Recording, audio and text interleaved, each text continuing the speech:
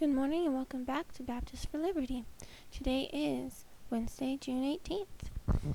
Alright, so yesterday we did a little bit of reading and I discussed some points from the first chapter of New World Order, The Ancient Plan of Secret Societies by William T. Still. And there was a couple different points that I wanted to discuss with other articles, but yesterday I mostly focused on just the high points of the first chapter and a couple of things that we see going on today. One of the last points though made in the first chapter I didn't get to yesterday, so we're just going to focus on that one point today, and that one point is a constitutional convention. Yesterday we left off on, therefore, all this banter about political rights and lefts really doesn't make much sense. After all, rightists can be dictators, leftists can be dictators. That is not the point. Once a condition of chaos is created in a government, then freedom inevitably suffers. In the very next paragraph is where we want to pick up today. Once President Nixon resigned in August 1974, the coup option was dead. But the same planners who brought America to the verge of civil war quickly shifted gears and changed their direction of attack. Since they hadn't been able to eliminate constitutional government by military means, they mounted a new onslaught to eliminate it by legislative means, by convincing 34 state legislators to call for a constitutional convention, as allowed for in Article 5. Okay, so when I was reading this book for the first time and I came to that part, a light bulb went off in my head because Mark Levin, he's a big talk radio personality, and he's been big on these Article 5 conventions, trying to protect the Constitution is what they say. But the thing of it is, we had the Articles of Confederation, and then they decided, well, this wasn't working out as smoothly as they hoped, so some delegates were sent from their states, and their job was to fix the Articles of Confederation, and instead they wrote the Constitution. So they went there with one authority and they did something completely different. And I know we honor and we revere our Constitution, but it isn't fallible, and it's not divinely given to us, but some wise men did put it together. However, in the mix there were some deceits and there were back doors to things that people wanted that they didn't get under the Articles of Confederation. And when it came to a vote in the individual states, a lot of people were against the Constitution. There was a fight to get it passed. And the only way that they got it passed was convincing the citizenry that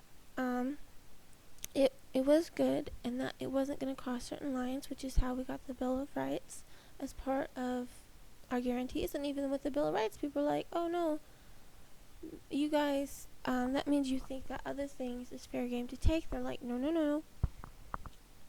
And we have the Federalist Papers is by our founding fathers arguing for the case of the Constitution and the good that it would do. So anyway, now we have people saying, well, the Constitution didn't fail, but our politicians failed.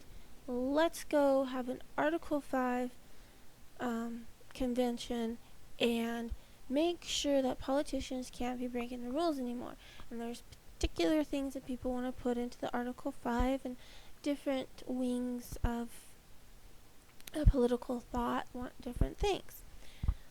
And so it's kind of it is a double-edged sword there. I mean, you might think, okay, they're going to be doing some really good things here. And of course, that's always the rhetoric. We're going to do some great things. We're going to give back our constitutional government. That's what we're going to do. Wait a minute. But we already have the Constitution, and we're not following it. So if you just add more to the Constitution, how would we guarantee that people would actually follow it any better than they do the one we have now? How about we actually hold politicians and delegates to a standard? And that brings up another point. Who's going to be the delegates to these meetings? I mean, who are these men? But okay, that's just me rambling. So another reason why this light bulb went off, and I was thinking, Mark Levin and Article V movement right now, is because I actually read about it in the New American, and kind of one-sided debates refuting Mark Levin and other talk show people or article writers on this issue. So I went to the New American today to look it up so I could quote some of these articles written, and lo and behold, what do I find? New American has an article written on February 10th, well, not written on, but published on Monday, February 10th, 1986. So I was like, oh, okay, cool. So this fits the timetable a little bit here in this book. So I was like, oh, okay, this is interesting. And then this article is written by Gary Benoit Tweet. Oh, wait. Oh, no, excuse me. The tweet part was just for a Twitter link. Well, I actually know people with the last name Tweet, so of course I saw that tweet and I'm like, oh, okay, no, it's for Twitter. Excuse me. Alright, so I'm going to go on and read the next little bit of what this author has to say about the Article 5 conventions and what's good or bad about it, and then I'm going to read some of these articles from the New American to compare. It is not mere coincidence that in 1975, less than 1 year after the resignation of President Nixon, the first 6 states passed resolutions calling for a constitutional convention. 4 years later, 30 states had passed resolutions, but in the decade of the 1980s, only 2 more states joined in, while 2 others, Florida and Alabama, withdrew their calls after citizens became aroused. In 1984, in an attempt to get the final 2 states needed for the convention to proceed, James MacGregor Burns, a board member of the lead organization trying to bring about a constitutional convention known as Committee on Constitutional Systems, CCS, made this shocking admission in urging his forces onward. Let us face reality. The framers of the Constitution have simply been too shrewd for us. They have outwitted us. They designed separate institutions that cannot be unified by mechanical linkages, frail bridges, or tinkering. If we are to turn the founders upside down, we must directly confront the constitutional structure they erected. What changes can we expect if CCS succeeds? In 1974, Rexford Guy Tugwell, one of the original members of President Franklin D. Roosevelt's Brain Trust, published the Constitution for the New States of America. This new Constitution proposed that the government would be empowered to abridge freedom of expression, communication, movement, and assembly in a declared emergency. The practice of religion would be considered a privilege. I'll let that sink in. Considered a privilege. As this book will show, one of the major goals of secret societies is to bring all nations under a world government. a new world order. So what's bad about that? An effective world government would mean an end to war. Why would anyone want to stop a plan to eliminate wars? Because there is a deadly flaw in the logic of it all. Is there one shred of evidence to suggest that the old adage, power tends to corrupt, and absolute power corrupts absolutely, first written by Britain's Lord Acton in 1887, would not apply to this newly created world government? Is there any evidence suggesting that such a government would not become as corrupt and dictatorial as that predicted in the last book of the Bible? There is not. Certainly, nationalism is a bad system for running world affairs. It is wasteful. It is the direct cause of countless wars, deaths, and poverties. But unless someone with perfect incorruptible wisdom emerges to head this world government, relinquishing national sovereignty to the New World Order, promoted by secret societies, could only lead to the most corrupt and ironclad dictatorship mankind has ever known.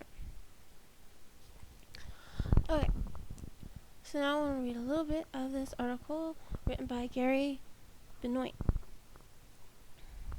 America is gearing up for the bicentennial of the U.S. Constitution. From May 25th until September 17th of 1987, appropriate celebrations will mark the 200th anniversary of the Constitutional Convention that met in Philadelphia. Then will come the bicentennial dates for each of the ratifying state conventions. Other important events to be commemorated include the election of George Washington as our first president, the convening of the first Congress, and the ratification of the Bill of Rights to the U.S. Constitution. The last of these commemorations will occur on December 15th, 1991, making our constitutional bicentennial a 4-year tribute. The tribute that is paid, however, may consist of something other than to the principles embodied in the Constitution. It may instead be a repudiation. The founding principles of the Republic may be cast aside because there are powerful forces at work bent on changing our form of government. For many decades, these same forces have helped to move America away from constitutional limitations toward an all-powerful state. They now hope to formalize radical changes that have already been taking place by rewriting the Constitution.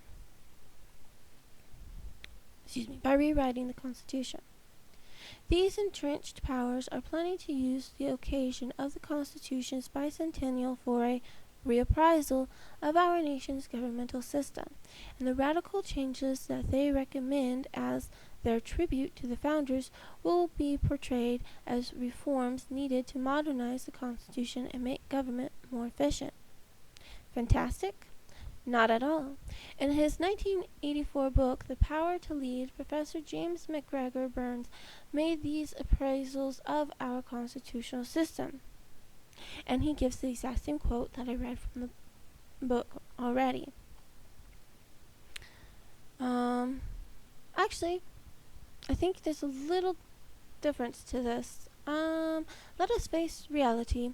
The framers of the Constitution have simply been too shrewd for us. They have outwitted us. They designed separated institutions that cannot be unified by mechanical linkages. Frail bridges tinkering. We are to turn the founders upside down. If we are to turn the framers upside down to put together what they've put asunder, we must directly confront the constitutional structure they erected. Burns is co-chairman of Project 87, and I think this dead link for an article on 87. According to its literature, this prestigious private group is dedicated to commemorating the bicentennial of the United States Constitution by promoting public understanding and appraisal of this unique document. Emphasis added. And the emphasized word was appraisal. Project 87 claims not to take positions on changing the Constitution, but this disclaimer hardly allies concerns over what direction the group's appraisals of the Constitution is likely to take, with Burns as a co-chairman. He is also a member of the board of directors of the Committee on the Constitutional System, another prestigious private group. The CCS was established for what is called a candid assessment of our constitutional system. Unlike Project 87, however, this group is anxious to offer specific changes. I'm going to skip down to the next paragraph here. The founding era. Signed on July 4th, 1776, the Declaration of Independence proclaimed, "We hold these truths to be self-evident, that all men are created equal, that they are endowed by their Creator with certain unalienable rights, that among these are life, liberty, and the pursuit of happiness, that to secure these rights, governments are instituted among men, deriving their just powers from the consent of the governed, that whenever any form of government becomes destructive of these ends, it is the right of the people to alter or to abolish it, and to institute a new government, laying its foundation on such principles." That foundation for that new government based on such principles was originally the Articles of Confederation.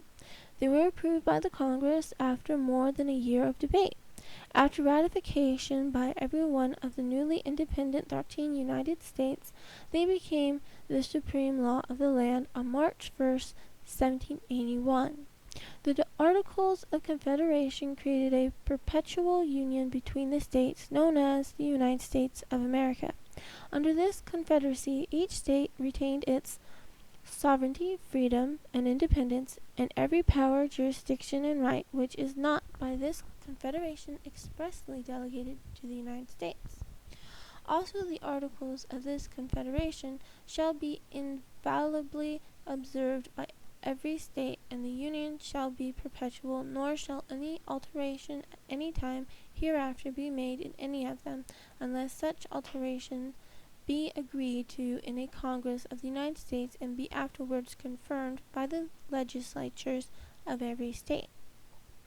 Although the basic principles embodied in the Declaration of Independence have endured, the original Constitution, the Articles of Confederation, did not. It was short-lived because it failed to create sufficient order for the new union of states.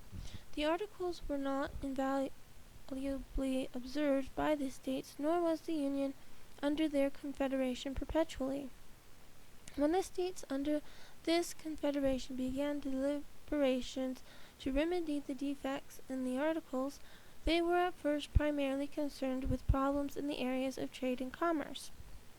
One such problem was a dispute between Maryland and Virginia over navigation rights on the Potomac River. In March 1785, George Washington, hoping that this dispute could be resolved through discussion, hosted a meeting of delegates from Maryland and Virginia at his home. Gathering at this Mount Vernon conference, the delegates recommended that the two states meet annually for keeping up harmony in the commercial relations between them. Maryland's delegates, in approving this, also decided to invite to the annual meeting delegates from two other neighboring states, Delaware and Pennsylvania. Virginia, however, recommended a meeting of all the states to take into consideration the trade of the United States. This led to the Annapolis Convention, which in turn set the stage for the Philadelphia Convention that drafted the Constitution. Held in September of 1786, the Annapolis Convention was attended by delegates representing only 5 of the states. Because of the poor representation, the delegates decided not to proceed on what they called the business of their mission. Instead, they suggested that the power of regulating trade is of such comprehensive extent and will enter so far into the general system of the federal government that to give it efficiency and to obviate questions and doubts concerning its precise nature and limits may require a correspondent adjustment of other parts of the federal system. So here, that's some of the background leading up to the calling up of the Philadelphia Convention, opened on May 25th, 1787. And he goes through some more. Then it has a paragraph on the founding principles. Declaration challenged on July 4th, 1976. Our nation celebrated its first major bicentennial event, the 200th anniversary of the signing of the Declaration of Independence. Less than a year before, on United Nations Day, October 24th, 1975, the World Affairs Council of Philadelphia set its subversive sights on the approaching commemoration by unveiling a mockery of this great American document, a Declaration of Interdependence. Virtually calling for the repudiation of the Declaration of Independence, the Interdependence document proclaims, 2 centuries ago our forefathers brought forth a new nation. Now we must join with others to bring forth a new world order. It claims that mankind must free itself from the limitations of national prejudice, and that Americans have a moral obligation to strive for a more prudent, more equitable sharing of the resources of the earth. Simply stated, America's resources should no longer be ours, but the property of all the people of the world. A Declaration of Interdependence calls the immediate reduction and eventual elimination of nuclear, chemical, and biological weapons under international supervision, and the placement of the processes of production and monetary systems under regulation by international authorities, so that these goals may be reached. It supports the strengthening of the United Nations and its specialized agencies and other institutions of world order. Any thinking American familiar with this document would condemn it, or so one would think. On January 30th, 1976, the bicentennial year of our nation's independence, a delegation of U.S. congressmen representing 124 senators and representatives who had already formally endorsed the document journeyed to Philadelphia, birthplace of our nation's independence, to publicize the Declaration of Interdependence. Regardless of whether or not they understood the true significance of their action, these congressmen in effect endorsed the abolition of the very Constitution to which they had sworn allegiance. Alert citizens were able to make this document very controversial by publicizing its thrusts. Several congressional endorsers eventually withdrew their support. So that gives us some of the dates listed in our book. The year's 1976. The principles of the Declaration of Independence and those of the Declaration of Interdependence are totally incompatible. Yet the bicentennial celebration of our independence was used by interdependence advocates to make their subversive philosophy seem more palatable, and in the same manner, those who seek to formally restructure our form of government view the Constitution's bicentennial era as a grand opportunity to carry out their points. Okay, so that's enough for that particular article. The New American has several articles on this subject, whether it's called Article 5 or the Constitutional Convention. And I started to read a second article, but ran over time, so I suppose I'm going to have a part 2 tomorrow on this topic. So, I think we'll just go ahead and read our Proverbs of the day and call it a day. Alright. And, it's amazing. I don't line up subjects to match with the Proverbs. I don't change what a Proverbs chapter is. to fit the topic, and yet it's like I talk and then I start reading the Proverbs. It's like, oh, hey, yeah, I can see how this relates. And yesterday, we're talking about secret societies and evil men, and there were verses that just really popped out, such as yesterday, it was chapter 17, so verse 5, whoso mocketh the poor reproacheth his maker, and he that is glad at calamities shall not be unpunished. And there's people who really are happy about calamities and terrible things that happen. And there's other such verses in here.